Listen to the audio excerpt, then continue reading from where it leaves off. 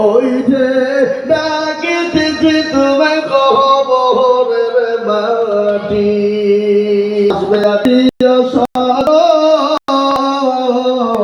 তোমার চারি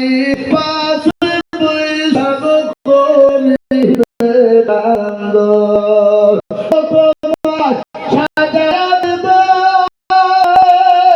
মনের মতো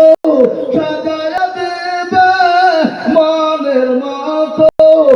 সুন্দর পরিপাটি ওই যে ডাকিতেছে তোমায় কবরের মাটি মুসলমান খবর তো দিনে আছে ওই কবর আপনাকে আলোচনা করানে ওই কবর আপনার জন্য কবরে ধান হয়ে যাবে কবরে বন্ধু নাই যে কবরে সাথী নাই বাতি নাই যে কবরে লাইট নাই আলো নাই যে কবরে ছানা নাই কিচ্ছু নাই খালি লাগবে আমল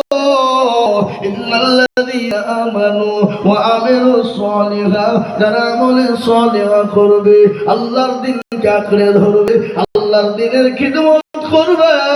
তাদের জন্য ওই কবরটা আলোয় আলোকিত হবে।